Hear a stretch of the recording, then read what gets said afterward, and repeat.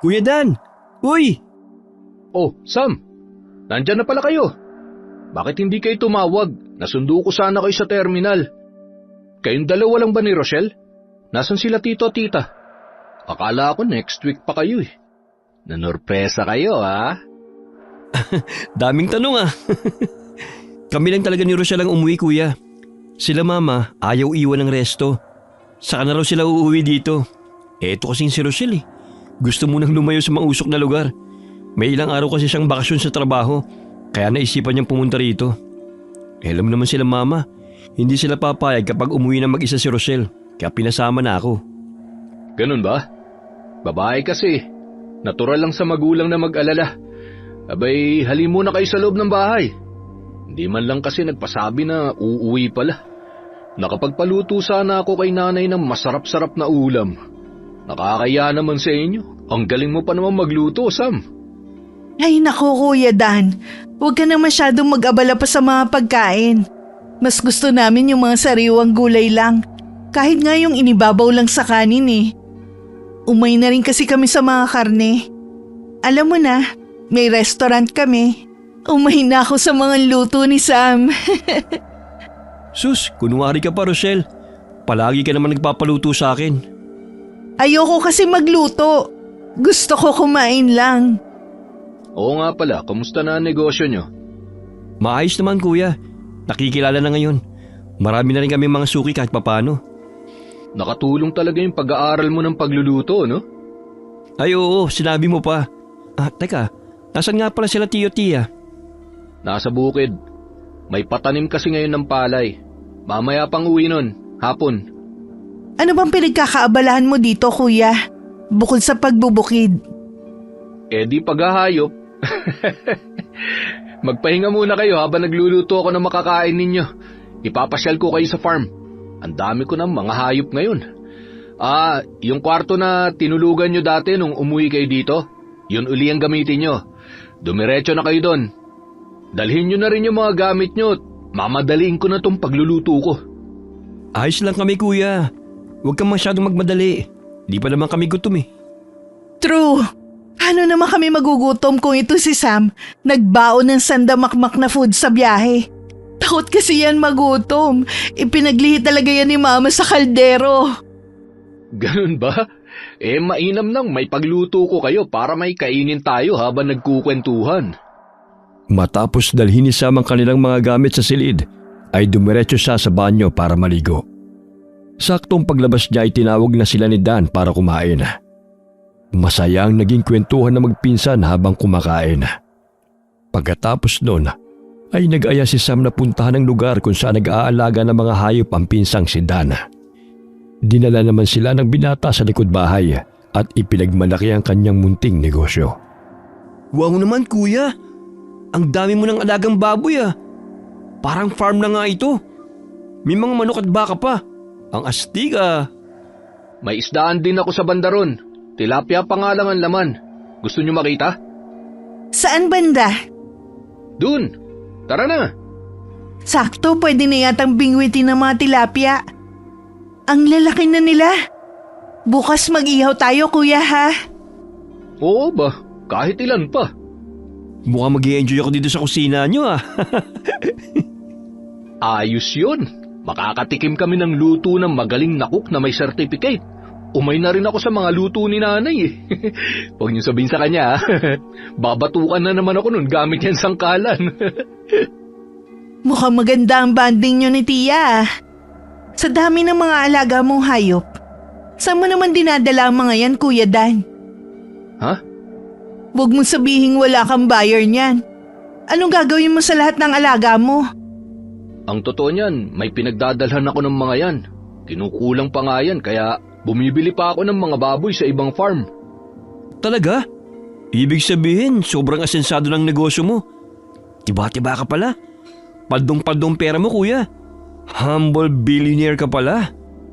Grabe naman sa billionaire. Di naman, sakto lang. Sinuwerte lang ng kaunti sa negosyo. Kinagabihan, mahaba at masaya naging usapan nila kasama ang mga magulang ni Dan at iba pa nitong kapatid. Nasa liblib ang lugar nila dahil doon bumili ng lupa si Dan para pag-alagaan ng mga hayop. Dahil dumarami na ang mga alaga nito, iniiwas na sa mga reklamo ng tao, kaya nagpasya ang pamilya nila na lumayo sa bayan. Malalim na ang gabi at hindi dalawin ang antok si Sam dahil namamahay. Lumabas siya ng bahay para manigarilyo. Nakita niya ang pinsan na si Dan nagagayak papunta sa likod bahay. Kagad niya itong nilapitan at kinausap. "Kuya, gabing-gabi na. Bakit gising ka pa? Pupunta ka sa likod?" Ha? Oo. Titingnan ko ang mga alaga ko. Ikaw, bakit gising ka pa? Namamahay ako eh. Matagal-tagal na rin kasi nung huli kaming pumunta rito. Di na yata kilala ng mata ko ang higaan. Samahan na kita. Ganito ba talaga pag may mga alagang hayop? Kailangan bisitahin kahit gabi na? Nakasanayan ko na. Liblib kasi ang lugar na to eh. Malalayo ang mga kapitbahay dahil sa laki ng mga lupay na pag-aari ng bawat nakatira dito. Oh, ano naman ang koneksyon nun? Minsan kasi may mga siraulong nananarantado ng mga alagang hayop. Tapos sasabihin ng iba, mababangis na hayop ang sumasalakay. Kapag talaga nahuli ko kung sinong gumagawa nun, yari sa akin. Naku, ang gagawa lang yan, may mga inggit. Eh ba't di pala kayo mag-alaga ng mga aso? Para kahit papano, may bantay kayo rito. Lalo na din sa kulungan ng mga alaga mo, oh. Masyadong madilim. Tapos medyo malayo sa bahay. Kawawa ang mga aso dito. Yun ang unang tinitira. Ganun? Tinulungan ni Sam ang pinsan na magbilang ng mga alaga nitong hayop. Nang malaman nilang kumpleto ang lahat, naging kampante na si Dan. Pagkatapos ay kinuha na nito ang ilang mga baboy. Ibinukod niya ng kulungan ng mga yon. Bakit inihiwalay mo yan, kuya? May bayar na yan eh. Ihahatid ko na bukas. Ganun ba?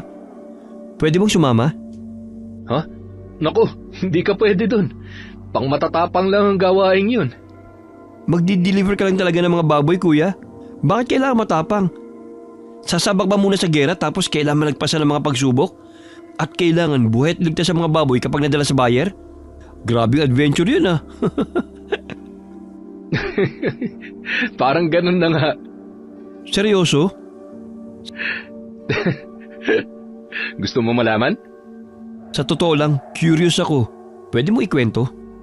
Sige, tara dun sa kubo. Kape, gusto mo? Sige. Mukhang mahaba-habang usapan yan ah. Kailangan magkape para hindi antukin? Ayos yan ah. Hindi naman sa ganon. Medyo maselan at seryosong usapan lang talaga. Saka, sikreto yon. Hindi alam ni nanay at tatay. Totoo? Oo. Bakit? Illegal ba yan? Hindi naman. Hindi siguro. Tara, doon tayo. Mukhang masyadong ang sikreto yan ah. Kaya mo bang magtago ng sikreto? Oo naman kuya. Alam mo ba yung sinabi mo sa akin ng mga bata pa tayo? Yung sikretong sinabi mo noon, hanggang ngayon wala pa rin akong pinagsasabihan noon. Talaga? May sinabi akong sikreto sa'yo dati? Oo, di ba? Kahit ikaw nakalimutan mo na. Tungkol yun sa crush mo noon na ninakawan mo ng halik. Tapos sinampal ka ng malakas. Yun ang dahilan kung bakit ka nabungi. Napalo ka ni Tio dahil akala niya nakipagbasag ulo ka. Blangya, natatandaan mo pa yan? Oo, paano ko makakalimutan yun? Permanent tooth mo yung natanggal. Dahil doon, lagi ka nabubuli dahil sa pagkabungal mo. Naging basagulero ko tuloy kasi binubugbog mo yung mga bully. Napansin ko lang ha, ang hilig mo magtago ng sikreto. Diyan ka ba pinaglihin ni Tia? Ewan ko ba? Etong kape mo. Dagdagan mo na lang ng asukal kapag kulang sa tamis. Salamat. Ano nga pala yung bago mong sikreto na itatago ko ngayon? Ah, yun ba? Tungkol sa... Natatandaan mo yung isla na gusto nating puntahan ng mga bata pa tayo? Yung nasa kabilang dagat? Yung tinatanaw lang natin? Di ba wala naman nagpupunta ron? Kasi wala namang nakatira. Tapos ang sabi, pag-aari ng isang mayamang negosyante ang isla. Tama. Pag-aari nga yun ng mayamang tao. Kaya bawal puntahan ng iba dahil trespassing na. So, tutungang sabi-sabi na may nagmamay-ari na doon? Siya ang kliyente mo? Oo, Paano nangyari yun? galing ako nun sa kabilang baryo. Inutusan ako ni tatay na umutang ng pera sa kaibigan niya para gamitin sa pagbibinhi ng palay. Kaso, wala ako nakuhang pera eh. Tapos, may lumapit sa akin na lalaki. Nagtanong siya. Naghahanap daw ang amo niya ng pwedeng upahan para mag-alaga ng mga hayop. Yung may malawak daw na lupain. Bagong bili lang namin nun tong lupa na to. Tapos nagsisimula pa lang kami nun magsaka. Kaya sinubukan kong kausapin yung sinasabi niyang amo. Mayaman yun. Mukhang negosyanteng nagtatapon lang ata ng pera. O tapos, Nagkasundo kami na ipag-aalaga ko siya ng mga hayop. para saan daw ang mga hayop? May planta ba siya ng mga dilata? Hindi, wala. Ipinadadala niya sa akin dun sa isla. Siya ang may-ari ng isla. Ano? Teka nga sandali. Medyo papunta na tayo sa usapang palis na sa katotohanan eh. Dala ba ito ng kape? Ano ka ba? Totoo nga to. Pumayag ka? Dadali mo ang mga hayop sa isla? Bakit? Di ba walang nakatira dun? Tsaka, mamamatay ang mga hayop dun. Bata pa lang tayo, naririnig ko na ang kwento tungkol sa isla na nakasumpa daw yun. Kaya walang nabubuhay ng mga hayop. Tapos, ang mga taong sobrang curious at pinapasok ang isla, hindi na raw nakakabalik. Ilang buwan na akong nagpapabalik-balik sa isla, Sam. Huh? Talaga kuya? Kung ganon, hindi totoo mga sabi-sabi? Hay, sa bagay, buhay ka pa naman at nakabalik. Kaya ibig sabihin, safe ang isla. Kaso, bakit mo dinadala yung mga hayop? Anong meron dun? Anong meron doon? Gusto mong malaman? Ay, ano ba naman yan?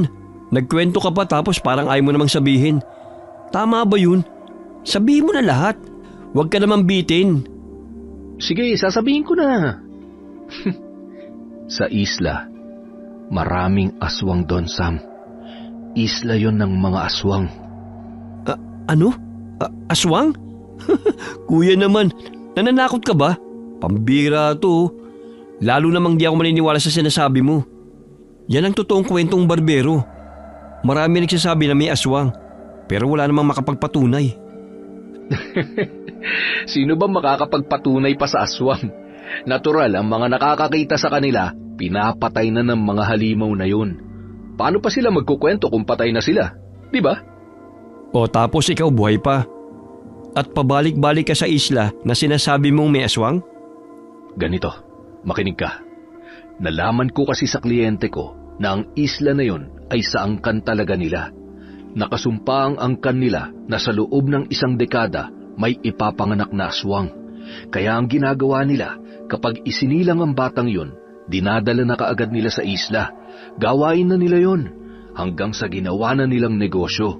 May mga kaibigan at kakilala sila na may mahal sa buhay na nahawahan ng pagkaaswang. Kaya nagbabayad sila para itira doon sa isla ang aswang nilang pamilya.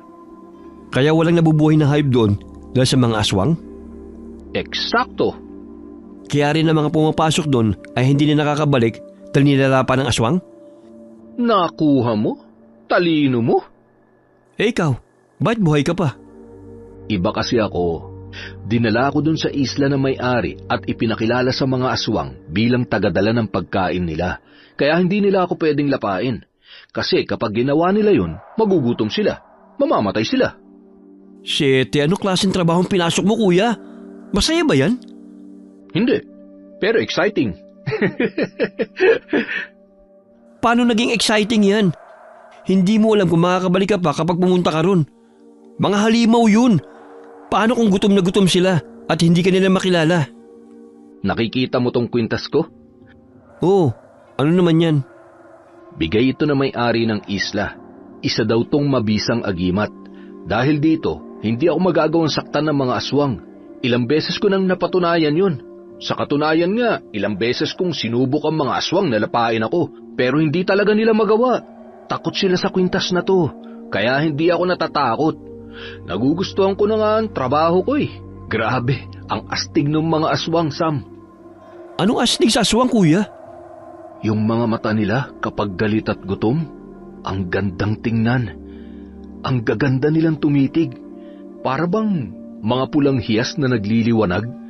Yung mga kuko at pangil nilang matutulis na kumikinang sa dilim. Ang bangis nun! Para nga akong nasa kakaibang mundo sa tuwing pumupunta ako sa isla eh. Nakakamangha talaga sila. Tumataas ang mga balahibo ko sa kwento mo tapos ikaw namamangha lang? Gusto mong sumama bukas pagpunta ko? Ha? Ayoko nga. Nakakatakot. Okay. Ay, magkano ba kinikita mo dyan at ayaw mong tigilan? Malaki, syempre. Paano ka pumupunta sa isla? May tagahatid ako doon, tao ng bus ko. Siyang naghahatid sundo sa akin sa isla gamit ang malaking bangkang demotor. Hindi malaman ni Sam kung maniniwala ba siya sa pinsan o hindi. Pero kapag iniisip niyang totoo ito, kinikilabutan siya. May naglalaro din sa isipan niya na gusto niyang makita ng sariling mga mata ang sinasabing aswang ng kanyang pinsana para malaman kung talagang totoo ang sinasabi nito. Hanggang isang hapon nakita niya si Dan na naggagayak na ng mga baboy. Isinasakay niya ito sa isang mini truck. Kaagad siyang lumapit sa pinsan para kausapin ito. Kuya, pang ilang alis mo na to Mula nung dumating kami. Talagang hindi naghihinala si Natia sa ginagawa mo? Bakit sila maghihinala? Kapag negosyante ka, marami ka talagang makakausap na tao. Alam nilang marami akong pinagdadalhan ng mga hayop. Saka totoo naman, hindi lang naman ako sa isla nagdadala ng hayop eh. May mga kausap din akong tao na may pwesto sa palengke. Binabagsakan ko rin sila. Teka, bakit pala? May kailangan ka ba? Wala naman. Nag-aalala lang ako. Nag-aalala? Ilang beses na nga akong umaalis at bumabalik ng buhay. Nag-aalala ka pa rin? Gusto mo nang sumama ngayon? Ha? Ewan ko. Tara na! Hindi ka maaano dun. Akong bahala sa'yo. Teka, saan kayo pupunta? Bakit hindi niyo ako niyayaya? Wala kaming pupuntahan. Bumalik ka na sa bahay. Bakit sumunod ka pa rito? Gusto kong sumama sa inyo. Magde-deliver kayo ng baboy? Sasama ako. Hindi ka pwedeng sumama, Rochelle. Hindi naman ako sasama eh. Eh di wag kang sumama. Ako na lang sasama. Kahit hindi ako payagan ni Kuya Dan. Naiinip na ako dito. Kailangan kong gumala. Hindi ka pwedeng sumama, Rochelle. Huwag muna ngayon. Masyadong malayo ang pupuntahan ko. Saka, mas maiinip ka lang dun. Hindi kita maaasikaso. Marami akong kakausaping tao eh. Ayos lang, Kuya. Hindi naman ako alagain eh. Kaya kong sarili ko. Hoy, Rochelle, bumaba ka nga dyan. Bakit sumakay ka na? Bumaba ka nga.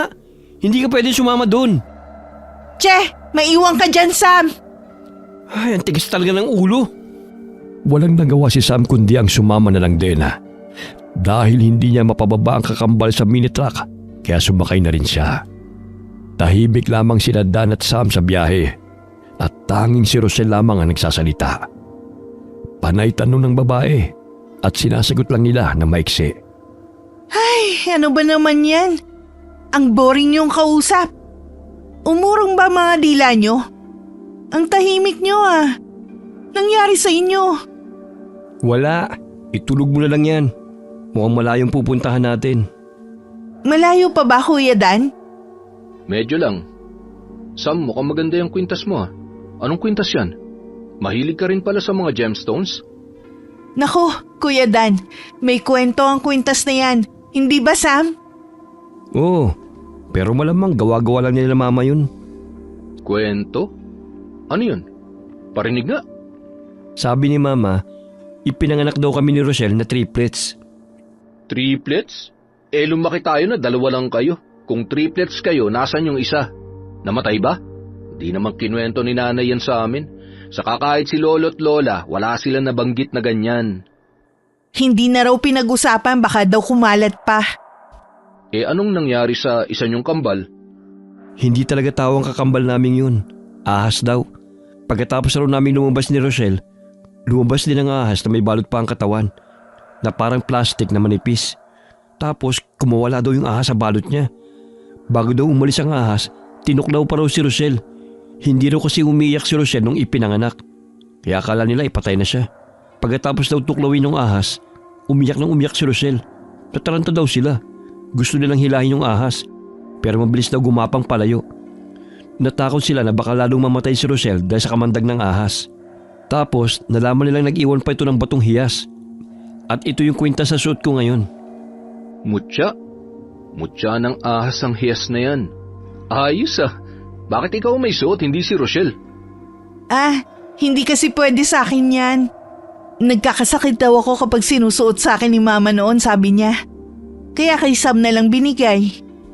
Ang galing ah. May kakaiba rin pala kayong kwento. Ngayon ko lang narinig yan. Matapos ang ilang oras na pagmamaneho ni Dana, nakarating na rin sila sa dalampasigan. Nakita ng kambal ang isang bangkang di motor na nakahinto sa gilid ng dagat. May isang lalaking naroon na tila may katagalan nang naghihintay. Kumaway si Dan sa lalaki at kumaway din naman ito pabalik. Pagkatapos ay ipinwesto na ni Dan ang sasakyan malapit sa bangka at inilatag ang tulay na kahoy.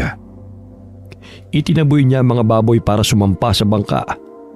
Dahil sanay na si Dan sa gawaing yun, ay madali niyang napasakay ang mga hayop. Ang galing ah! Madali din palang utusan ng mga baboy. Ang sabi nga, ang baboy daw ang pinakamatalinong hayop. Sabi? Alam mo ikaw, ang hirap mong kausap. Di malaman kung kailan ka maniniwala. Parang palaging kailangan ng proof. Sino ba mga kasama mo, Dan? Mga pinsan ko po. Bakasyonista po galing sa Manila. Hello po, Sam po pala. Hello Manong, ako po si Rochelle. Si Mang Edgar pala. Siya maghahatid sa atin sa isla. Siya pala yung sinasabi mo? Oo. Mukhang may mga pinag-uusapan kayong hindi ko alam Bakit mo sila isinama? Hindi mo dapat isama ang mga yan. Alam mo namang delikado. Doon ko lang po sila iiwan sa dalampasigan para po makalangoy-langoy sa dagat. Mas maganda po kasi ang tubig doon. Baka mamaya maging pagkain lamang sila ng mababangis na hayop doon. Ano? Maraming mababangis na hayop doon? Lahat naman ng bundok may mababangis na hayop. Tara na kayo, sumampa na kayo sa bangka. Saan ako papwesto? Puro baboy na. Sumiksik ka na lang. Sumama ka pa kasi. Ginusto mo to, di ba? Kaya huwag kang magreklamo. Che, pang-asar ka talaga. Habang nasa biyahe sila papunta sa isla, napapansin ni Sam na palaging sumusulyap ang matandang lalaki sa kanila. Nakaramdam na siya ng kakaiba rito. Alam niyang delikado ang isla na pupuntahan nila. Pero ang mga tingin ng matanda ay lalong nagpakilabot sa kanya.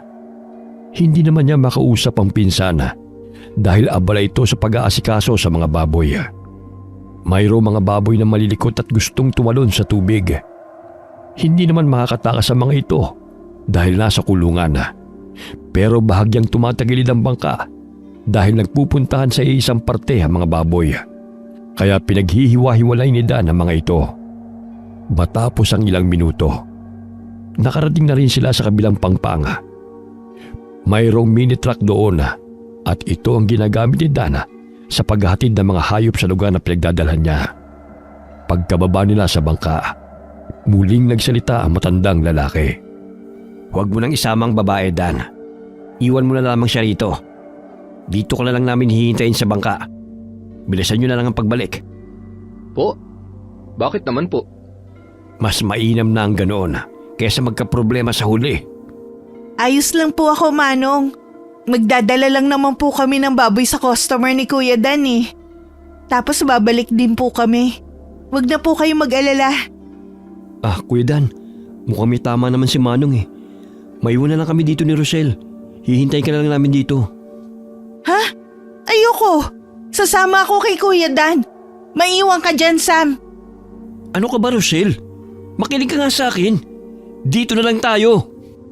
Ayoko. Sige, dyan na lang kayo. Mabilis lang ako. Malapit lang din naman yon.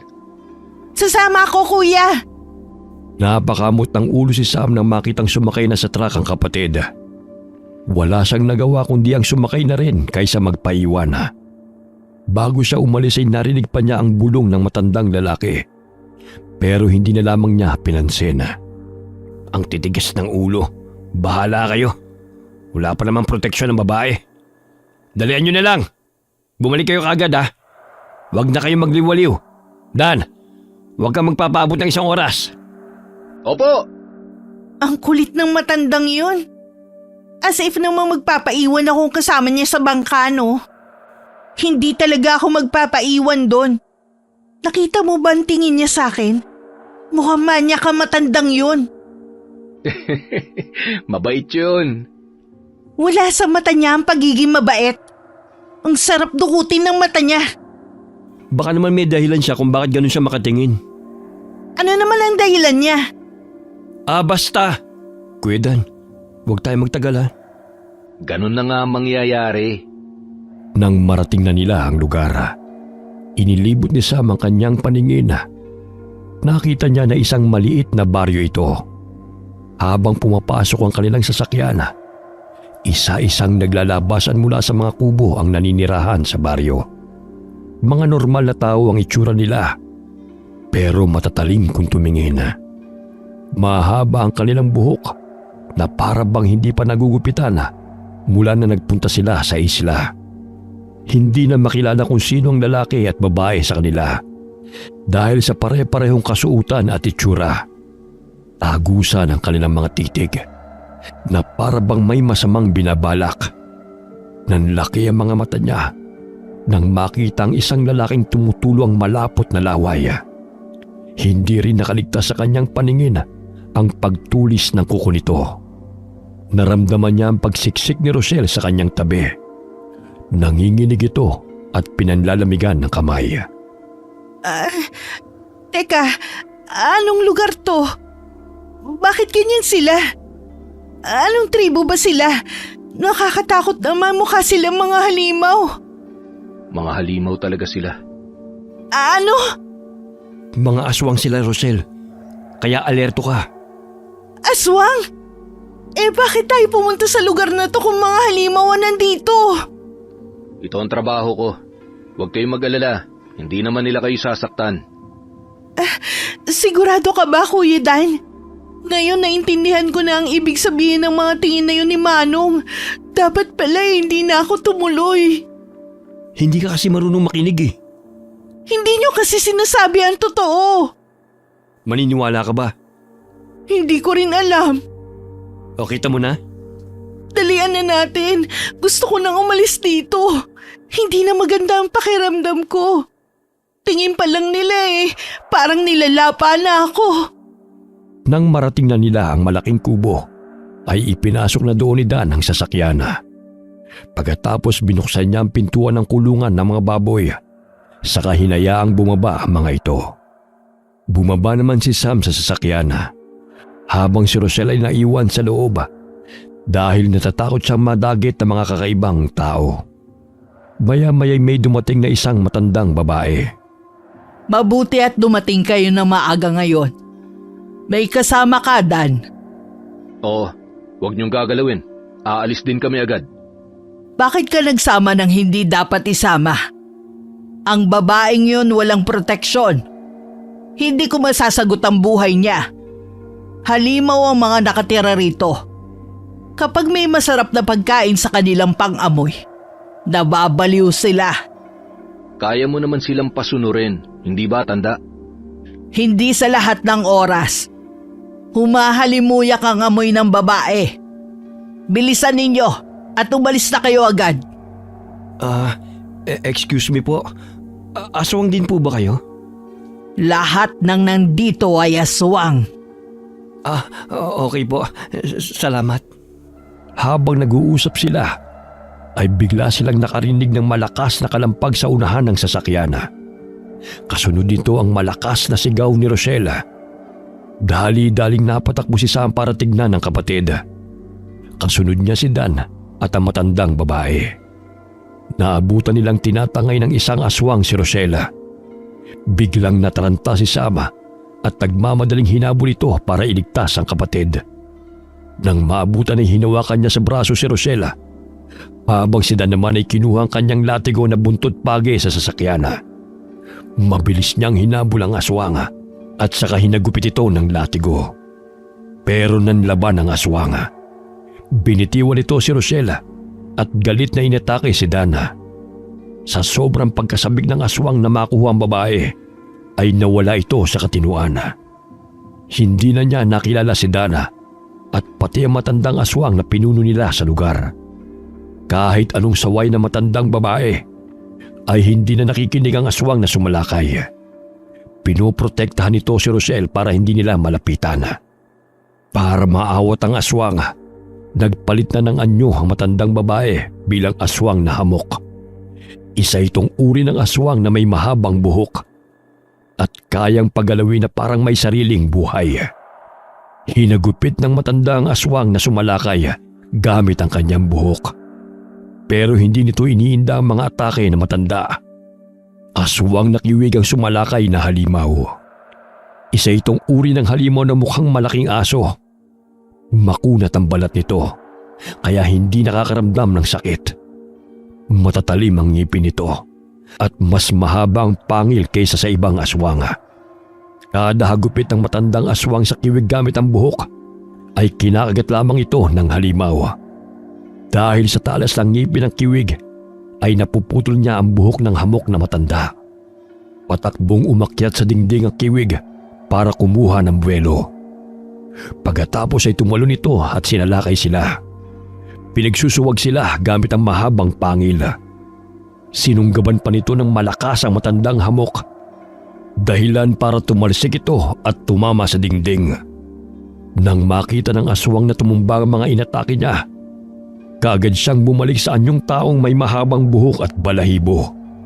Pagkatapos ay marahas na pinasan sa balikat si Rochelle at saka itinakbo palayo. Rochelle! Nalintikan na! Habulin natin! Hindi siya pwede makalayo! Baka lapain agad ng siraulong aswang na yon! Dali kuya, hindi siya pwede mapahamak. Malakas talaga ang kiwig na yon. Siya ang pinakaswail sa lahat ng nandito. Alam ko kung saan niya dadalhin ng babae. Sumunod kayo sa akin. Bilisan po natin. Baka di na natin abutan buhay ang kapatid ko. O di bilisan mong tumakbo. Pagkasabi nun ng matanda ay kaagad niyang pinahaba ang buhok at ginawang panghawak sa sanga ng mga puno. Nagpalipat-lipat siya sa mga sanga, habang ang dalawang binata naman ay mabilis na tumatakbo para sundan ang matanda. Hingal na hingal sina Dan at Sam sa kasusunod sa matanda, pero hindi pa rin ito humihinto. Pakapal ng pakapal ang damo na kanilang sinusuong. Hindi iniinda ni Sam ang matatalim na damong sumusugat sa kanyang balat. Makita lamang ang kapatid. Maya-maya'y nakita nilang huminto na sa isang sanga ang matanda. Lola, nakita niyo na po ba? Sa kuwebang yan. Diyan ang taguan ng kiwig. Pasukin na po natin. Hindi ko alam kung anong meron sa loob niyan. Walang nagtatangka sa amin na pasukin ang teritoryo niya dahil mainitin ang ulo ng aswang na yan. Wala yang sinusunod. May sarili siyang mundo. Lumalabas lang kapag kukuha ng pagkain. Pagkatapos ay babalik uli sa kanyang kuweba. Pero kung dyan yan dinala si Rochelle, kailangan kong pasukin ng kuwebang yan. Rochelle! Nandyan ka ba? Sumagot ka kung ayos ka lang! Naririnig mo ba ako? Huwag kang sumigaw! Kapag nalaman ng aswang na sinundan natin siya, baka lalo niya madali ng paglapa kay Rochelle. Pasukin na natin kuya. Latigo lang ang meron akong armas. Hindi ako nagdadala kasi hindi naman ako napapahamak eh. Nakalimutan ko magdala ng itak. Ay, meron pala ako dito. Kaso punyal lang to. Ay. Akin na. Ako nang gagamit sa punyal. Ikaw sa latigo. Tayo na. Pasukin na natin ang kuweba. Maingat nilang pinasok ang kuweba. Dahan-dahan lamang sila sa paglakad para hindi makagawa ng ingay ang kanilang mga hakbang. Nakatutok lang sa unahan ng liwanag ng dalang flashlight ni Dana. Tinatalasan ni Sam ang kanyang paningin para madali niyang makita ang kapatid. Kampante naman si Dan kahit paano dahil nakasunod sa kanila ang matandang babae na naging kaibigan na niya. Papalayo na sila sa bukana ng gubat nang biglang may bumagsak na bagay mula sa itaas. Nang tignan ng magpinsana ay nakita nilang isang malaking pansarayon na gawa sa matitibay na kahoy at tinalian ng matitibay na malalaking baging. Bumaon ang dulo ng kahoy sa lupa dahil sa malakas na pagkabagsak. Napansin din nila ang matanda na hindi kasama sa nakulong sa kuweba. Ano to? Bakit biglang nasaraduhan ng kuweba? Lola Osang, anong ibig sabihin nito? Pasensya ka na, Dan. Matagal na namin itong plinano. Ano? Anong plano? Gusto lang naming makaalis na sa isla na ito. Sa tagal ng panahon, ngayon lang dumating ang susi ng aming pagtakas. May balak kayong tumakas? Bakit kailangan ikulong niyo pa kami dito sa kuweba kung tatakas lang pala kayo? Saka wala naman kayong bantay dito, bakit pinoproblema niyo pang pagtakas? Kahit anong oras o araw, pwede kayong umalis sa isla. Hindi ganun yon, Dan. Hindi mo alam kung anong lihim ng isla na ito. Maliit na problema lang kung paano namin tatawirin ang dagat. May mas malaki kaming problema. At ngayon ay may kasagutan na. Anong kilalaman namin sa pagtakas nyo? Pakawalan nyo na kami. Huwag nyo sasaktan ang kapatid ko. Hindi na kami mapapasunod ngayon, binata. Hawak na namin ang desisyon ngayon. Kami na ang masusunod. Matagal namin itong plinano. Bago kayo makaalis dyan sa kulungan, nakaalis na kami. Salamat sa pagdadala sa amin ng birhen na babae. Siya lang ang susi para makaalis kami sa isla. Huwag nyo sasaktan ang kapatid ko. Ano bang balak nyo? Mga walang iya kayo! Alam nyo ba kung bakit hindi kami makaalis sa isla? Dahil sa orasyon na humaharang sa palibot ng isla. Matapos kaming ilagay dito, may isang antingero na naglagay ng orasyon para walang aswang na makaalis dito. Pwede silang magpasok ng aswang, pero walang nakakalabas. Ang solusyon lang, dugo ng isang babaeng birhen ang ididilig sa lupa habang nagsasagawa ng ritual. Ano? Kaya pala, kabilin-bilinan sa akin na huwag ako magdadala ng babae lalo kung birhen pa. Akala ko kung parasan lang yun. Kaya hindi ko masyadong binigyan ng pansin. Kuya, bakit mo ipinahamak si Rosel? Hindi ko alam na totoo ang kwentong yun. Huwag na kayong magsisihan. Wala namang kayong magagawa. Sa kabilugan ng buwan, isasagawa namin ang pagre-ritual. Maiwan ko na kayo. Hindi! Lola Osang! Bumalik ka dito! Huwag ang pinsan ko! Parang awa mo na! Dadalhan na lang kita ng ibang babae! Hindi na, Dan. Sapat na itong babaeng dala mo.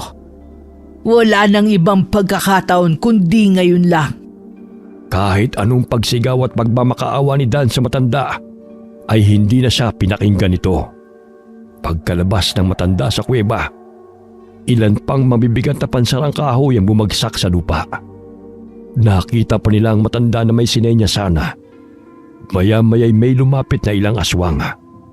Kinausap ito ng matanda at binilinan na magbantay. Pagkatapos ay umalis na ito. Biglang nagpalit ng anyo ang mga aswang na nagbabantay. Naging mga halimaw sila na tinatawag na asbo. Sila ang mga aswang na mukhang aso na mas malaki pa sa kalabaw. Shit! Sira ulong matanda yun. Akala ko'y mabuting kaibigan, yun pala isang manggagamit. Kaya pala hindi ka nila sinasaktan kapag nagpupunta ka rito. Dahil may plano sila sa'yo. Paano na ngayon, kuya? Paano tayo makakalabas dito sa kuweba? Tignan mo yung mga kahoy na nakaharang. Ang lalaki niyan. Sinsin pa mga butas. Paano tayo makakalabas? Wala pa tayong dalang itak. Si Rosel, ang kapatid ko. Mga walang iya kayo! Huwag niyo sasaktan ang kapatid ko! Ako ang kalabanin niyo! Mga duwag! Huwag ka nang sumigaw. Mauubos lang ang boses at lakas mo. Tulungan mo na lang ako. Kaya nating alisin ang mga kahoy na to. Paano, kuya? Nasaan na yung punyal na binigay ko sa'yo? Eto, paano mo naman gagamitin yan? Masyadong maliit yan para sibakin ang malalaking kahoy. Putulin natin ang baging na nakatali para makalas ang mga kahoy. Tapos gamitin natin ang matatanggal na kahoy para wasakin ang iba. Sige, pwede nga yung naisip mo. Kesa wala tayong gawin. Sinimulan nila ang planong pagwasak sa mga nakaharang na kahoy. Pahintu-hintu sila dahil sa pagod. Mas lalo namang nangihina si Sam kapag naiisip niya ang kapatid. Hindi ko mapapatawad ang sarili ko kapag may masamang nangyari kay Rosel. Huwag kang mag-isip ng negatibo. Hindi ngayong gabi ang kabilugan ng buwan.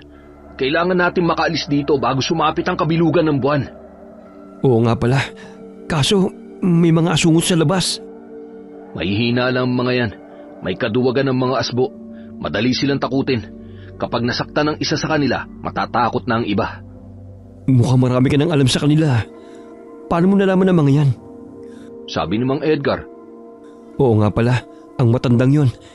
Hindi ba siya pupunta rito? Hindi siya sumasama dito. Sa dalampasigan lang talaga siya naghihintay sa akin. Sinusunod niya lang ang utos ng amo niya. Kapag sinabi niya sa akin kung ilang oras lang siya maghihintay, ganun lang talagang gagawin. Kapag lagpas na ang oras at wala pa ako, aalis na siya ng isla. Ano? Hindi ka man lang niya pupuntahan para alamin kung ano nangyari sa'yo? Alam niyang kapag hindi ako nakabalik agad, nilapa na ako ng mga aswang. Hindi niya isasakripisyo ang buhay niya. Ang trabaho niya lang, ihatid at sunduin ako. Buisit, sana ngayon tabla na naman siya ng konsensya. Tama ng pahinga. Simulan na ulit natin ang pagwasak sa mga kahoy. Pinagtiyaga nilang hampasin ang mga kahoy hanggang sa isa-isang nawawasak ang mga ito. Ilang oras na ang lumipas at lalo lang silang nangihina dahil sa pagod at gutom. Uhaw na rin sila na nakadagdag pa sa kanilang hirap. Kapag tinitignan ni Sam ang mga nakaharang na pansara, ay nawawalan siya ng pag-asa dahil halos hindi pa nila napapangalahati ang mga nawawasak. Umupurol na rin ang kanilang punyal sa kakaputol ng mga baging. Maya-maya ay nakakita si Sam ng ahas na papalapit sa kanila. Kuya Dan, may ahas! Nasaan? Ayun o, namumula mata niya. Ganyan ba ang mata ng ahas kapag gabi? Hindi ko alam. Hindi naman ako naghahanap ng ahas kapag gabi na. Umalis ka dyan. Hahagupitin ko ng latigo. Mag-ingat ka. Mabibilis kumilos sa mga ahas. Baka mamaya matuklaw ka. Kaya nga lumayo ka, baka ikaw ang puntiryahin. Lumugar si Sam sa likuran ng kanyang pinsana habang hinahagupit ang ahas. Kitang-kita niya ang liksi ng kilos ng hayop. Umiiwas lamang ito sa mga hagupit ni Dana pero hindi umaatake. Maya-maya'y naramdaman ni Sam ang kakaibang init ng suot niyang mutya. Nagliliwanag din ito kasabay ng liwanag ng mga mata ng ahas. Napatitig siya sa mata ng ahas dahil sa pagtataka. Hanggang sa nakaramdam siya ng kakaiba. Pakiramdam niya'y naiintindihan niya ang ahas na yun. Tinignan niya lang ito nang nagpasa nila matapos iwasan ang mga atake ni Dana. Susugurin pa sana ng pinsan ng hayop pero pinigilan ito ni Sam. Bakit mo ako pinipigilan? Tumabi ka dyan, delikado. Kailangan mapatay ang ahas na yan. Hindi kuya, parang naiintindihan ko siya. Ano pang sinasabi mo? Kailan ka pa natuto makipag-usap sa mga hayop? At sa ahas pa talaga, ha? Yung mutya ko, parang konektado sa ahas. Nararamdaman ko ang mutya. Parang sinasabi na ang ahas ay tulong na kanyang ibinigay. Ang weirdo mo ngayon.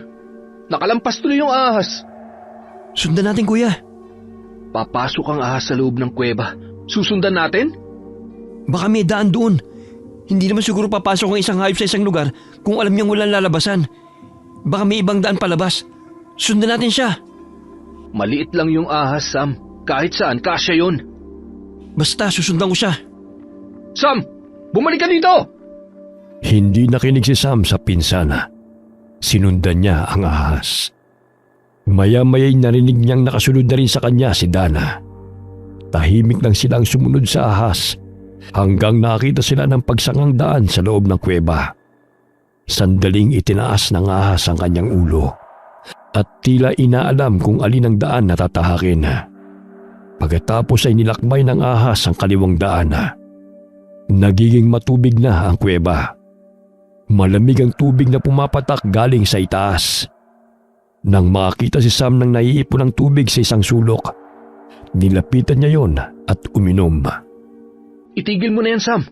Baka mamaya kontaminado ang tubig. Hindi, Kuya Dan. Masarap ang tubig. At saka malamig. Uminom ka na. Alam kong uhaw na uhaw ka rin. Hindi na. Kaya ko pang uhaw ko. Sa truck na ako iinom. May 1 galon akong tubig doon. Ikaw ang bahala. Teka, nasan yung ahas? Napansin mo ba? Yari na, naiwan na tayo. Tara, bilis. Tumakbo na tayo. May nararamdaman akong hangin. Mukhang may labasan sa dulo nito. Tumalas bigla ang pakiramdam mo ah. Inakbo nila ang kuweba hanggang sa nakakita na nga sila ng labasan. Nasa bukana na sila ng ibang bahagi ng kuweba, pero natatakpan ng mga kapal na damo. Pinagtulungan nilang alisin ang mga damo hanggang sa tuluyan na silang makalabas. Yes! Nakalabas din tayo. Salamat sa ahas na yun. Mukhang may kapangyarihan ng mutya mo. Totoo nga yatang may kakambal kayong ahas. Oo nga. Baka nga dahil sa may kakambal kami, kaya may dumating na ahas para tumulong. Tara na, hanapin na natin si Rochelle. Malaki rin ang isla na to. Malayo-layo ang lalakarin natin pabalik sa mga kubo ng aswang. Huwag na tayo mag-aksaya ng oras.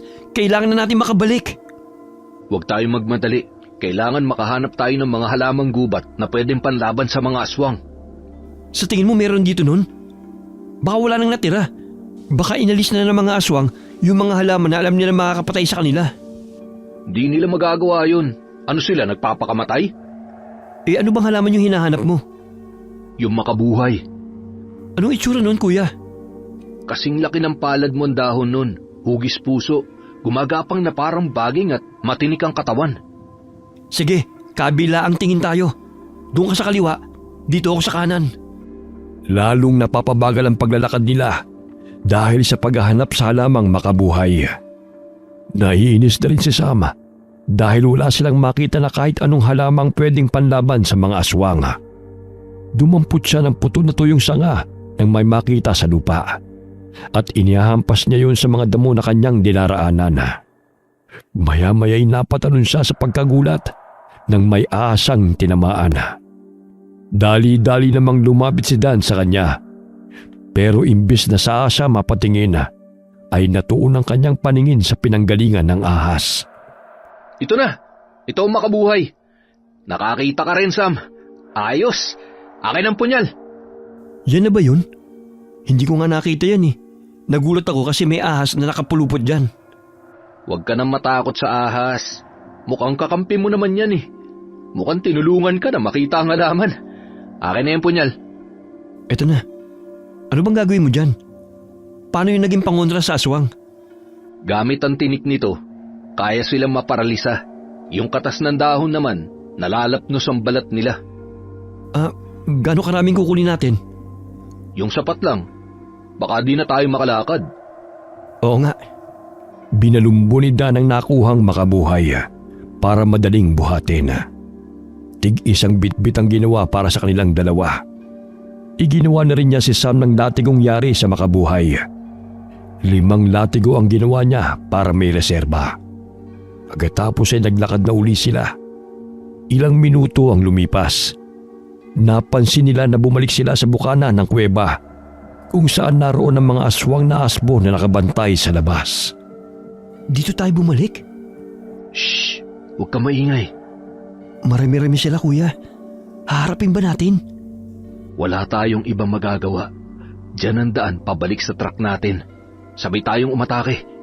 Antayin natin na makatulog ang iba para kung mabigla man, mas mauuna tayong makalamang sa laban. Gabi ngayon. Hindi ba mas gising ang mga aswang sa gabi?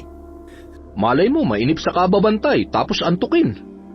Sa bagay, hindi pa nagtatagal ang kanilang paghihintay nang maramdaman na sila ng isang aswang. Dahil malakas ang kanilang pakiramdam at pangamoy, umalis sa pwesto ang aswang at pinasinghot-singhot ang ilong na animoy may inaamoy na kung ano. Hanggang sa tumapat ito sa kanilang kinaroroonan. Bahagyang napatras si Sam nang makitang lalong nagliyab ang mapupulang mata ng aswang nang maamoy sila. Pero bago pa sumalakay ang aswang, Inunahan na ito ni Dan. Lumabas sa pinagtataguan ng binata at sa kanya hinagupit ang aswang gamit ang buntot pagi. Lumabas na rin si Sama at sinalubong naman ng ibang aswang na papalapit. Hinagupit niya ang mga ito gamit ang latigo niyang gawa sa makabuhay. Malalakas na atungal ang pinakawalan ng mga aswang kada lumalapat sa kanila ang latigo. Umaatras sa mga halimaw at maya-maya hindi na makagalaw. Kitang-kita ni Sam ang marka ng tinik ng makabuhay na lumatay sa balat ng aswang. Dahil nalaman niyang napaparalisa nga ng halaman ng mga aswang, nawala ang kanyang takot sa mga ito. Tumapang siya at sunod-sunod na inatake ang iba pang mga aswang na naroon. Galit na galit ang mga aswang sa kanila. Pero hindi na sila makagalaw dahil sa pagkaparalisa. Ano? Ha? Lalaban pa kayo? Halika, lapit! Makabuhay lang pa na makakatalo sa inyo eh. Tingnan nyo natin ko. Nagkaluray-luray na dahil sa kakahagupit ko sa inyo. Ano? Ngayon, natatakot na kayo sa amin? Halika, sugod pa! Tama na yan! Palibhasa, hindi na sila makagalaw. Ang lakas mo maghamon ng laban. Nakalimutan kong sabihin sa'yo na may oras lang ang pagkaparalisado ng katawan nila. Maya-maya, makakagalaw na rin ang mga yan. Ano? Ba't di mo kagad sinabi? Akala ko forever na silang ganyan. Naman oh. Ano pang ginagawa natin dito? Umalis na tayo bago sila sumalakay ulit. O di ba, natakot ka rin? Akala ko ba hinahamon mo pa sila? Hindi na pala. Nagbago na ang isip ko. Tara na, iligtas na natin si Rochelle. Sandali, Bakit? Ano yun? yung mga asbo, Ha? Ano nangyayari? pinupuluputan ng mga ahas. San galing ang mga yan? Bakit napakarami naman? Ikaw ba may gawa niyan? Tinawag mo sila? Ha? Hindi ah. Malay ko dyan. Tayo na. Umalis na tayo. Baka mamaya pati tayo puluputan din ng mga ahas. Mabuti pa nga. Saan kaya nila dinala si Rochelle? Wala naman silang ibang pupuntahan kundi sa mga kubo nila. Doon tayo pumunta. Gaano ba karami yung mga aswang dito, kuya? Marami rin. Sa tingin ko kasi, nagkamabutihan ng iba sa kanila at nakabuo na ng pamilya. Hindi mo ba napansin may mga bata ng aswang? Oo nga. Malay ko bang kakatapo lang sa kanila dito. Anak na pala nila yun? Oo, anak na nila. Kaya hindi na ako nagtataka na gusto na nilang umalis sa isla para makahanap na mas maraming pagkain. Dahil sa mga anak nila. Lahat ng magulang ay naghahangad ng mabuti para sa kanilang mga anak. Kahit mga aswang sila, ayaw nilang mamatay sa gutom ang kanilang mga anak. Oo nga. Pero hindi tamang gawin nilang alay si Rochelle para makatakas sila dito sa isla. Hindi natin sila masisisi. Huwag din nila akong sisisihin kapag napatay ko sila para mailigtas ko ang kapatid ko. Kahit napaka-arte nun at matigas ang ulo, kapatid ko pa rin yun. Nagutukin ng mama kapag umuwi ako na hindi siya kasama. Nang makarating sila sa mga kubo, maingat nilang tinignan isa-isa ang tirahan ng mga aswang para hanapin si Rochelle. Pero ipinagtaka nila dahil walang naroon sa lahat ng kubo. Saan sila nagpunta, kuya? Bakit walang aswang dito? Saan nila dinala ang kapatid ko? Hindi ko alam. Ito lang ang lugar nila. Pero hindi naman sila makakaalis dito sa isla nang hindi pa isinasagawa ang ritual. Saan kaya nila isasagawa yun? Hindi mo ba nalibot ang lugar na ito? Hindi. Pag natapos na akong magbaba ng mga hayop, umaalis na ako agad. Kaya hindi ko alam na may plano pala silang binubuo. Libutin natin ang lugar. Hindi naman sila lalayo dito. Tama ka. Saka, hindi pa naman bilog ang buwan. Hindi pa ngayon, di ba? Shit! Oh, bakit? Tignan mo yung buwan, kuya! Kabilugan ngayon! Ano? Oo nga. Kanina kasi nang tumingala ako, natatakpan pa ng ulap. Leche! Bilisan nating hanapin si Rochelle. Doon tayo! Diyan ba talaga, kuya? Maghiwalay kaya tayo? Hindi pwede. Delikado. Ang sabi sa akin ni Lola Osang, sa bandaron may ilog. Doon sila kumukuha ng tubig. Naitanong ko kasi dati sa kanya kung paano sila umiinom. Madalas din daw sila doon dahil malilim kapag may araw na. Nakakapagtago sila sa sinag ng araw. Kung ganun, bilisan na natin. Baka mamaya, nilalas-lasan na nila ang leeg ng kapatid ko. Huwag ka mag-isip ng hindi maganda. Takbo na lang! Nang malapit na sila sa ilog, Napahinto sa pagtakbo si Dan at kaagad na hinila si Sam para magtago sa isang puno. Sinenyasan ni Dan ang pinsan na huwag maingay at tignan ng mga aswang na nasa ilog. Pareho silang nagmatsyag sa ginagawa ng mga ito. Nasaan yung aswang na mga ito? Iba't ibang uri ng aswang ang nakikita nila. Mayroong mga pakpakang iba, habang iba naman ay wala. Mayroon ding manananggal na ang itaas ng katawan ay lumilipad-lipad sa ilog, habang ang ibabay nasa pangpang. Nang igala ni Sam ang paningin, nakita niya ang kapatid na nakagapo sa kahoy na nakatusok sa gitna ng ilog. Nasa harapan ni Rosel ang matandang aswang na si Osang na nasa anyong hamok na. Sumasayaw sa hangin ang mahabang buhok ng matanda. Maya-maya ay narinig nila ang pag-usal ng orasyon ni Lola Osang. Mula sa mahilay palakas ng palakas ang boses nito habang inuulit-ulit ang orasyon. Kada sambit nito sa orasyon ay sumasabay ang paggalaw ng buhok ng matanda. Napansin din na sa mga dulo ng mga hibla ng buhok ng matanda ay nakaturo lahat kay Rochelle na parabang patalim na nakatutok. Hindi makasigaw ang kanyang kapatid dahil sa telang nakabusal sa bibig nito. Nanlaki pa ang mga mata ng magpinsan nang makitang lumalakas ang agos ng tubig. Natutuwa naman ang mga aswang na nakapalibot sa bawat agos ng tubig sa ilog. Maya-maya'y naiyak na si Rochelle nang tumusok sa kanang hita ang dulo ng buhok ng matandang babae. Gumuhit ito sa balat ng dalaga at nasugatan ito ng malalim. Umagos ang dugo ni Rochelle pababa sa binti hanggang sa pumatak sa ilog. Rochelle? Sandali, huwag kang sumugod. Marami sila. Hindi natin kaya. Anong gagawin natin, kuya? Papatay nilang kapatid ko. Nag-iisip ako. Bilisan mo. Sinusugatan nilang kapatid ko sa iba't ibang bahagi ng katawan niya. Balak ba nilang patagasin ang dugo niya ng paunti-unti hanggang mamatay? Tapos tayo manonood lang dito? Tumahimik ka muna. Tingnan mo ang mga aswang. Bakit? Binabasa nilang katawan nila sa ilog. Doon tayo sa itaas ng ilog. Ay, anong gagawin natin dun? Katasin natin ang makabuhay at hayaang sumama sa tubig ang katas. Oo nga, pwede nga siguro yung plano na yun. Tara na, bilis! Maingat silang pumunta sa itaas ng ilog habang abala mga aswang sa kanilang ginagawa. Nang makarating sila roon, ay pinagtulungan nilang dikdikin ang kinuhang makabuhay gamit ang bato. Pagkatapos ay inihagis nila ito sa ilog. Ikinalat nila para lahat ng tubig ay makatasan ng halaman. Hinintay nila mga aswang na maipaligo ang katas na yun. Maya-maya'y biglang umatungal ang mga aswang dahil naramdaman na nila ang katas ng halaman. Nag-alisan ng mga ito sa tubig at umatungal habang tinitingnan ang katawan nilang nalapnos. Kinuha na ni Sam ang pagkakataong yun para salakay ng mga aswang. Sinubukan pang pigilan ni Dan ang pinsana pero hindi na ito nakinig. Kaya umatake na rin ang binata. Ako nang bahala sa mga aswang. Kunin mo na si Rochelle. Dali! Sige, kuya. Hindi ako papayag na hindi matapos ang ritual. Hindi naman namin kayo pinipigilan. Pero huwag niyong gamitin ang kapatid ko. Hindi mo siya makukuha. Ako makakalaban mo. Eh di maglaban tayo, tanda. Kaya mo bang labanan ng makabuhay na ito? Walang kwenta ang halamang yan. Kaya mo ba ang mahaba kong buhok? Ha? Walang gunting. Buwisit. Mas naunang umatake yung matanda kay Sam, kaya panay iwas lamang ang ginagawa ng binata. Nahihirapan din siyang kumilos dahil sa malakas na agos ng tubig.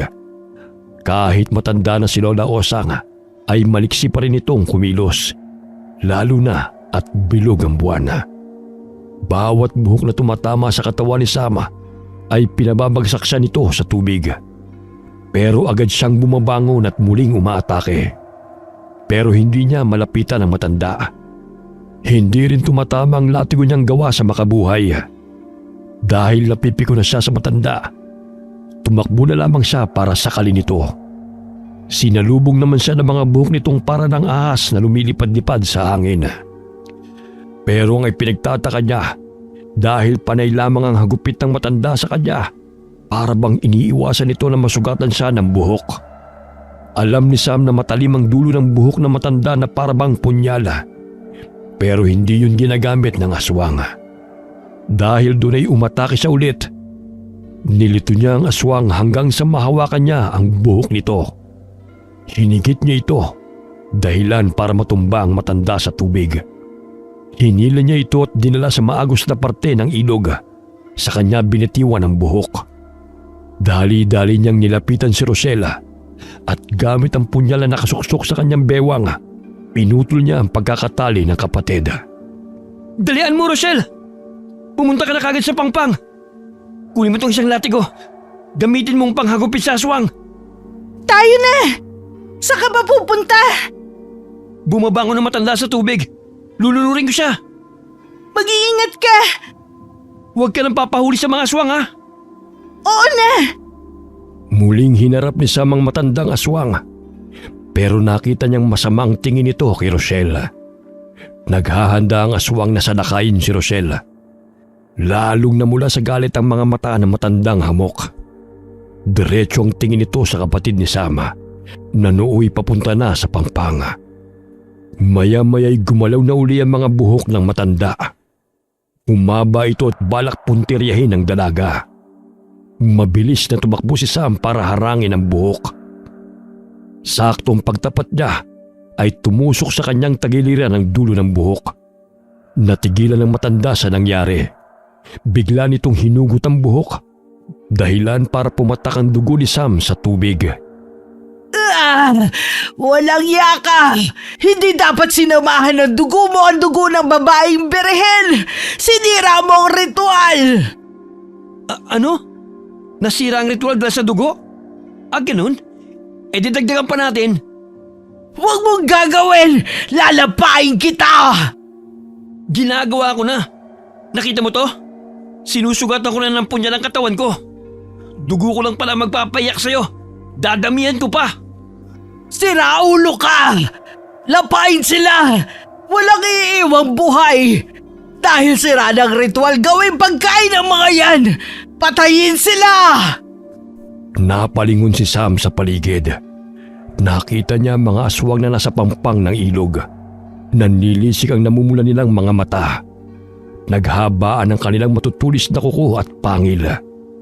Maya-maya'y sabay-sabay na sumugod ang mga ito na parabang hindi na nag-iisip. Ang ilan sa kanila ay tumutulo pa ang malapot na laway. Sam, dalian mo na! Punta na sa pangpang! Oo, kuya. Nakasunod na ako sa'yo. Bilisan nyo! Dali! Nagpupuntahan na sila dyan! Rosel, sa likod mo! Ha? Anong meron? Aswang! Anong gagawin ko? Hagupitin mo! Tanga ka talaga! Ano ba? Paano pa ito gamitin? Hampasin mo lang! Dahil sa pagkataranta ni Rosella, hindi na niya malaman kung paano hahagupitin ang aswang gamit ang latigo na gawa sa halamang makabuhay. Palapit ng palapit sa kanya ang aswang at wala siyang magawa kundi ang umatras. Akmang dadambahin na siya ng halimaw nang bigla itong bumagsak sa lupa. Nanlaki ang mga mata ng dalaga nang mapatingin sa gumawa nun. Manong? Ano bang ginagawa nyo? Bakit ang tagal niyong bumalik? Mang Edgar? Pumunta ka rito, Manong. Huwag ka na maraming tanong. Pumunta kayo sa likuran ko. Dali-dali nagpuntahan na magpipinsan sa likuran ng matanda. Inilabas naman ng matanda mula sa dala niyang bag ang mga dinamita. Sinindahan niya mga ito, saka ibinato sa ilog. Mabilis na nagtakbuhan ng mga aswang sa kabilang parte ng ilog para di mahagip ng pagsabog. Pero ang ilang mga aswang ay nagkaluray-luray at kumalat sa ilog ang mga parte ng kanilang katawang nagkapira-piraso. Umalo din sa tubig ang kanilang mga dugo na lalong nagpatungal sa matandang aswang dahil sa galit. Dali na! Takbo na sa truck! Mabuti po at nagpunta kayo dito. Alam ko na mangyayari ito. Hindi kagad ako nakasunod dahil naglagay ako ng mga bitag sa daan. para kung sakaling sumugod ang mga aswang para habulin tayo, masisilo sila ng mga bitag. Alam niyo rin ang tungkol sa ritual na ginawa ng mga aswang? Oo, dahil lolo ko naglagay ng orasyon para ikulong ang mga aswang sa islang to. Wala ko naiintindihan. Ang alam ko lang napapagod na ako. Nang marating nila ang mini truck na minamaneho ni Dana, mabilis silang sumakay doon. Sa unahan sumakay si Rosella, habang si Mang Edgar at Sam naman ay sa likod ng mini truck. Habang umaandar ang sasakyan, ay iniabot ng matanda kay Sam ang isang galon na may lamang likido at may nakakabit na pang spray sa bunganga. Ano po to? Kapag may aswang kang nakita, paulanan mo niyan. Tubig yan na may katas ng bawang at kalamansi. Sige po, salamat po pala, binalikan niyo kami. Akala ko talaga wala kayong pakialam. Matitigas ang ulo ninyo. Hindi na kayo marunong makinig sa matatanda. Huwag na po kayo manermon. Late naman po kayong dumating eh. Pasalamat ka nga't dumating pa ako eh. Kung hindi, lahat kayo'y naubusan na ng dugo. Naisipan mo pa talagang sugatan ang sarili mo para lang masira ang ritual? Wala na po akong ibang maisip eh. Hindi ka talaga nag-iisip. Sa tingin mo, masisira ng dugo mong ritual? Hindi po ba? Dugo ng kambal ang magsasakatuparan sa ritual para mapalaya ang mga aswang. Dugo ng kambal na hahaluan ng dugo ng isinakripisyong aswang. Nakumpleto nila ang lahat ng yon. Pero bakit po sa ilog nila ginawa? Para umagos ang dugo hanggang sa marating nito ang lugar kung saan isinagawa ng lolo ko ang orasyon. Kapag nagtagpo pa ang mga ito, mawawala na ng bisa ang orasyon na inilagay ng lolo ko at makakaalis na sa isla ang mga aswang. Hindi na po ito mahadlangan?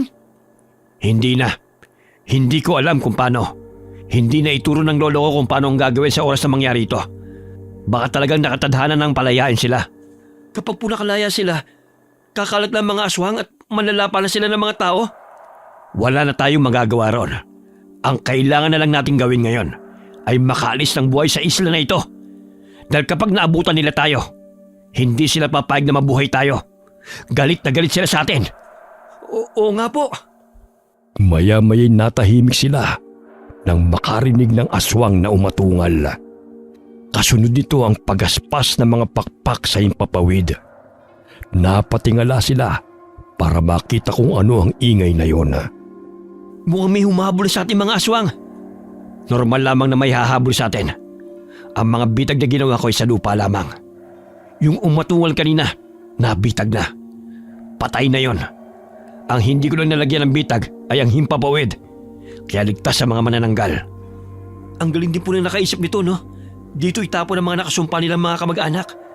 Tapos, may malasakit pa silang padala ng pagkain? Bakit hindi nilang nila pinatay?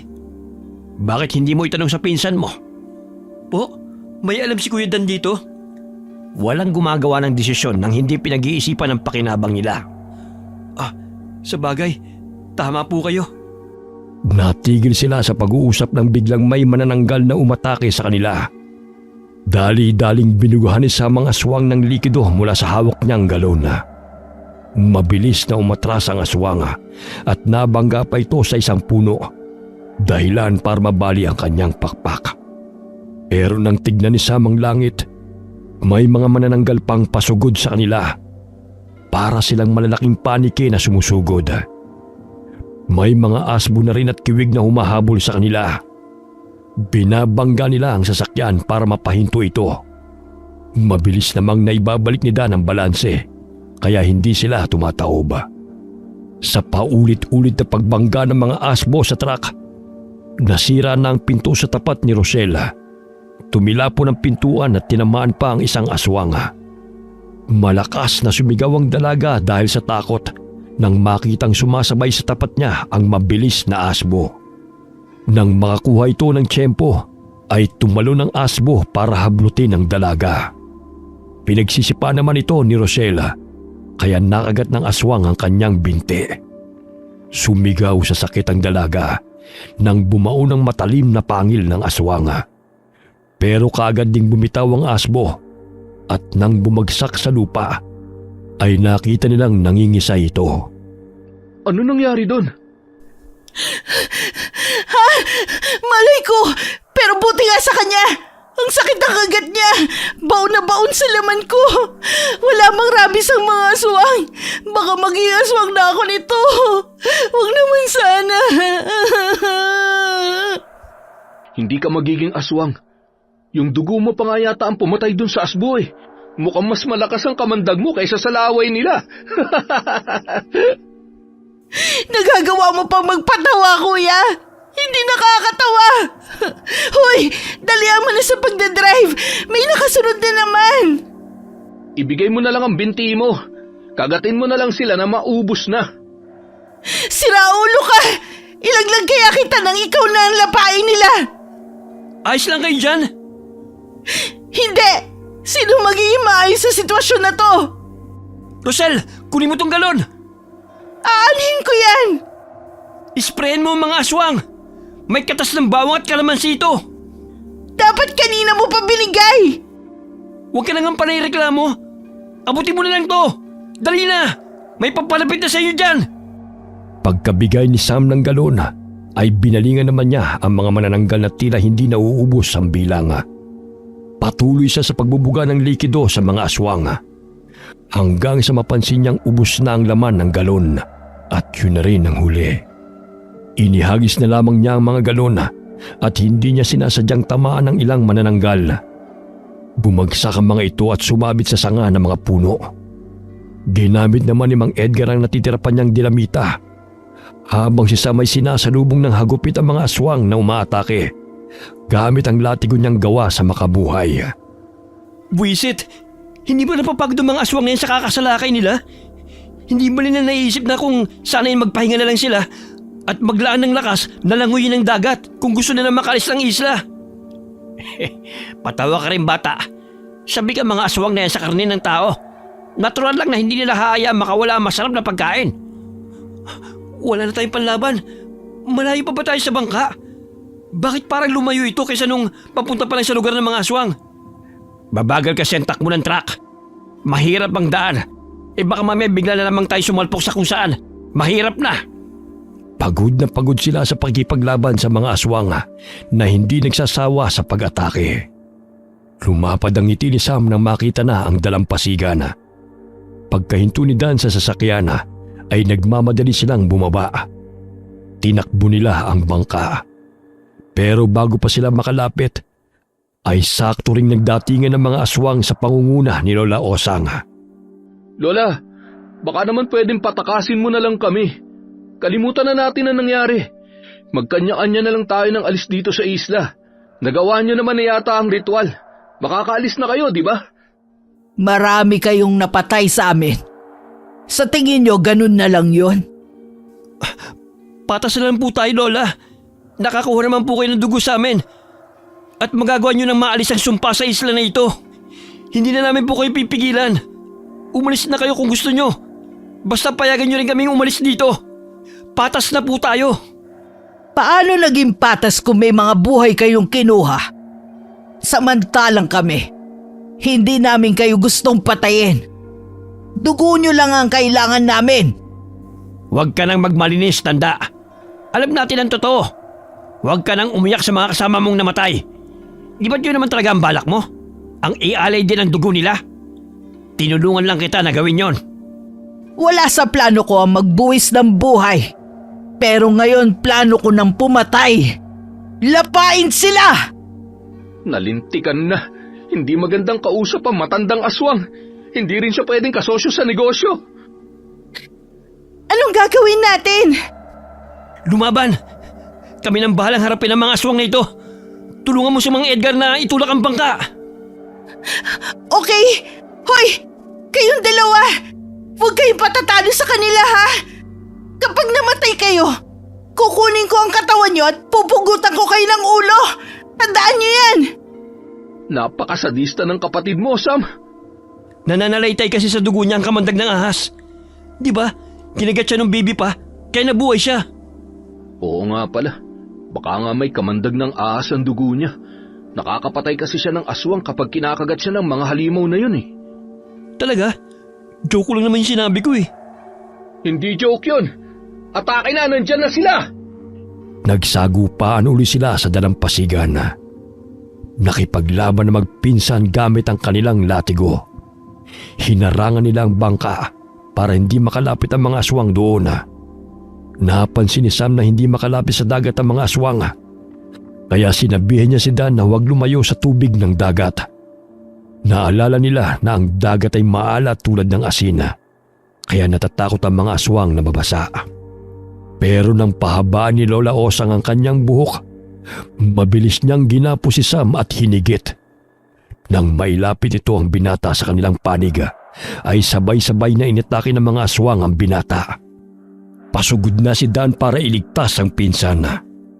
Nang hagisan siya ni Mang Edgar ng mahabang itak, dinampot niya yon sa kasumugod sa mga aswang. Walang awa niyang pinagtataga ang mga ito. Hindi na niya inisip kung saang parte ng katawan ng mga aswang tatamang matalas na itak. Basta panay lamang ang kanyang paghampas sa kanila. Nagtatalsikan ng mga dugo sa kanyang muka at ganun din sa buhangin. Isa-isang napapalayo ang mga aswang kay Sama at sinamantalayo ni Dana para tulungan ang pinsan na makatayo. Naramdaman ni Sam ang pag-init ng kanyang mutya. Nang tignan niya ito, nagliliwanag ang hiyas. Napatingin din siya sa paligid. May nakita siyang mga mumunting liwanag na nakakalat. Napakunot ang kanyang noo dahil hindi niya alam kung ano ang mga yun. Lalo siyang natakot na baka aswang ang mga nakikita niyang nagliliyab na pulang kulay. Maya-maya, nakita niya ang mga ahas na nagsisilabasan mula sa damuhan. Gumapang ang mga ito palapit sa mga aswang at pinuluputan sila. Nagkagulo na ang mga aswang dahil sa ahas at hindi na sila inatake. Natuon ang kanilang atensyon sa mga ahas na sumusugod sa kanila. Akala ko ba walang nabubuhay na hayop sa isla na to? Kahit naman sino hindi kakain ng ahas, hayaan na natin sila maglaban-laban. Sumakay na kayo sa bangka, dalian niyo! Tara na, umalis na tayo dito. Sige kuya, aray, buwisit. Pinutakti ako ng kalmot at kagat ng mga halimaw na yun. Kaya mo maglakad? Tulungan na kita. Nang makasampa na sila sa bangka, dali-dali itong pinandar ng matandang lalaki. Kanya-kanya naman ang pwesto ang magpipinsana. Tahimik nilang pinagmamasdan ng mga aswang na nakikipaglaban pa rin sa mga ahas. Nang makalayo na sila, binasag ni Sam ang katahimikan nang tanungin niya si Dan. Kuya Dan, bukod sa paghatid mo ng pagkain sa mga aswang, ano pa ang iba mong pakay doon? Ano? Anong sinasabi mo? Sinabi na ni Mang Edgar sa akin, may iba ka pang agenda sa isla. Ay, napakadaldal talaga ng matandang yun. Alam niyo, hanggang ngayon wala pa rin ako maintindihan. Nalagay na tayo sa panganib pero hindi ko alam kung bakit. Pwede niyong ikwento sa akin? O kaya kakagating ko na lang kayo. Gusto ko rin malaman kung makamandag ang laway ko Matagal ka na talagang may rabies, Rosel. Mula nung bata pa tayo, pag kinakagat mo ako, nilalagnat ako. Kakambal mo talaga ang ahas. Bugo ka ba? Kambal tayong dalawa. Di kakambal mo rin ang ahas na yon. Ikaw nga ang sinusunod nila Tingnan mo yung mga ahas sa isla na uutusan mo. Hindi ko sila inutusan ha. Wala akong alam dun. Kahit na, lumalabas pa rin sila kapag nasa panganib ka. Huwag mo ibahin ang usapan. Ano nga ang tanong mo kay Kuya Dan? Huwag nyo nang alalahanin. Hayaan nyo na sa akin yon. Huwag na ninyong idamay ang buhay nyo rito. Basta, ano man ang mangyari, wala kayong alam. Naintindihan nyo? Pag uwi natin, isipin nyo lang na walang nangyari. 2 araw ang lumipas. Nakita ni Sam ang pinsan na nakaupo malapit sa kulungan ng mga alaga nitong baboy. Lumapit siya at nakitang may hawak itong maliit na bote na may lamang likido. Ano yan kuya? Ito ba? Wala to. Huwag mo nang itago, nakita ko na Marami ka pang itinatago. Ano yan? Yan ba ang isang dahilan kung bakit ka bumabalik sa isla na yon? Oo. Alam mo ba kung anong laman nitong bote? Ano ba yan? Laway ng aswang. Laway? Anong gagawin mo dyan? pumupunta ako sa isla para makipagtransaksyon. Dinadalan ko sila ng pagkain kapalit ng kanilang laway. Binabayaran ako ng mahal ni boss para sa laway na to.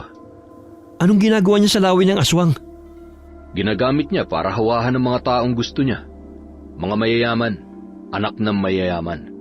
Kapag naging ganap na aswang na sila, kokontakin siya ng mga kamag-anak.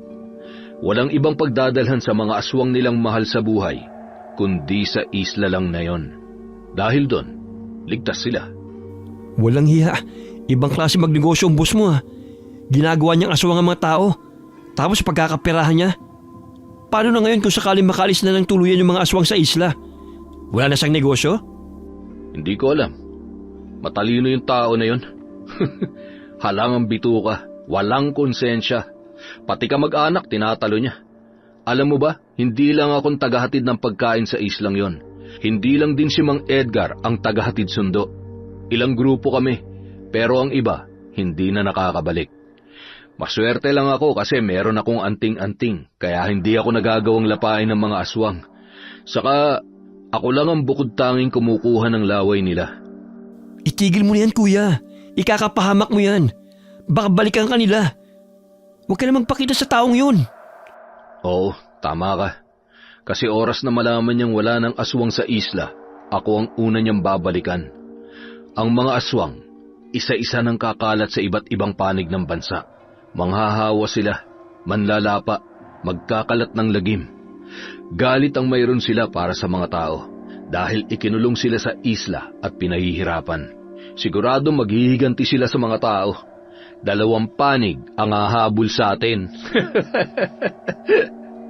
At tumatawa ka pa talaga? Basta, ang una mong iligtas ang sarili mo, okay? Delikado ka. Pupuntahan ko nga pala si Mang Edgar sa susunod na araw. Bakit? Siya lang ang may kayang dasalan ng anting-anting ko para maging ligtas ako sa mga gustong pumatay sa akin. At ang boteng hawak ko ngayon, ito na lang ang huling alas ko. Gagamitin ko tong pang-blackmail kay boss. Sa oras na may gawin siyang hindi maganda, gagawin kong aswang ang paborito niyang anak. Ay, hindi ko talaga alam kung bakit ka napasok sa ganyang gulo. Pero hindi pa rin ako ligtas, Sam. Baka isang araw, mabalitaan mo na lang, natagpuan ang katawan ko sa ibang lugar. Wala nang buhay. Kaya magpakalayo na kayo ni Rochelle. Naintindihan mo? Huwag mo nga akong tinatakot. Sumama ka na sa amin. Lumayo ka dito. Doon ka sa Maynila. Maraming tao doon. Mahihirapan silang saktan ka. Hindi yun ganun kasimple, Sam. May impluensya sila. Hindi ko sila matatakasan. Basta, ano man ang mangyari, huwag mong ipapaalam sa kahit na sino ang tungkol dito. Babalikan nilang lahat ng makaalam nito. Naintindihan mo? Ay, wala na nga ako naiintindihan eh. Natatakot ako para sa'yo. Ano ka ba? Magpakalalaki ka nga. Hindi ka pa ba tumapang sa nangyari sa atin sa isla? Nakakatapang ba yun? Hindi porket nakipagbakbakan na ay tumapang kagad. Ang totoong matapang, yun nakakapagpasya ng tama. Matalino yun, hindi matapang. Ay, nako. Ano na naman yung pinag-uusapan yung dalawa? Teka, bakit may dala kang walis? Panghampas sa inyo. Nagpaplano na naman kayo ng kalokohan, no? Di pa kayo nadala, ha? Hinabol-habol sila ni Rochelle ng walis tingting at nang maabutan ay pinaghahampas sila. Gigil na gigil ang dalaga dahil sa katigasan ng kanilang ulo. Nang sumunod na araw, sinamahan ni Sam ang pinsan na puntahan si Mang Edgar. Nag-aalala siya kaya nagpumilit siyang sumama. Pero pagkarating nila sa bahay nito, ay nalamang wala na ang matanda. Dahil kinuha na ng anak nito na nasa ibang probinsya. Umuwi sila na malalim ang iniisip ni Dan sa nangyari. Kuya Dan, tumakas na si Mang Edgar. Ibig sabihin, iniligtas niya lang sarili niya. Alam ko. Sumama ka muna sa amin sa Maynila. Tapos doon tayo maghanap ng antingero na pwede magdasal dyan sa anting-anting mo. Kapag may nakita tayo, pupunta natin kaagad. Mas ligtas ka ron. Kaya lang... Huwag ka na mag-isip ng kung ano-ano. Unahin mo ang buhay mo. Dahil sa pangungulit ni Sam sa pinsana, napapayag niya itong sumama sa kanila sa Maynila. Tumulong si Dan sa restaurant para hindi mainip. Araw-araw silang naghahanap ng antingero hanggang sa may makapagsabi sa kanila na meron sa malapit na probinsya. Pinuntahan niyo na magpinsana. Dinala nila ang anting-anting ni Dana. Namangha ang antingero nang makita ang agimat na yon. Nalaman na magpinsan na ang agimat ay may malakas na kapangyarihan dahil sa mga salitang dasal na nakaukit sa palibot ng anting-anting. Itinuro na lamang ng matandang lalaki kung paanong pakainin ng dasal ang kanyang agimat. Mas mainam daw na si Dan mismo ang mag-alay ng dasal dito dahil siya ang nagtatangan. Sa utos ng matanda, pumunta sa gubat ang magpinsan sa araw ng Biyernes at Petsang 13. Doon pinakain ni Dan ng dasal ang kanyang agimat. Pagkatapos ay binasa niya ang mga salitang nakasulat sa paligid nito. 3 ulit niyang binasa ng tama. Maya-maya'y nagliwanag ang anting-anting at naramdaman ni Dan ang init nito. Sam, nabuhay na ng husto ang agimat ko. Nakita ko nga kuya. Congrats! Sundin mo na yung utos ng antingero. Pakainin mo ng dasal ang agimat mo tuwing huling Biyernes ng buwan. Oo, pwede na akong umuwi sa amin. Uuwi ka na? Oo, kailangan ako ni natatay at nanay doon. Saka, kailangan kong ituloy ang negosyo kong paghahayupan. O sige, basta kuya. Sa malalapit na gubat ka lang pupunta kapag papakainin mo ng dasal ang agimat mo ha. Baka mamaya bumalik ka doon sa isla. Loko, trespassing na yun. Bukod sa pag-aalaga mo ng hayop, ano pang gagawin mo sa probinsya? Isa na akong ganap na antingero, Sam.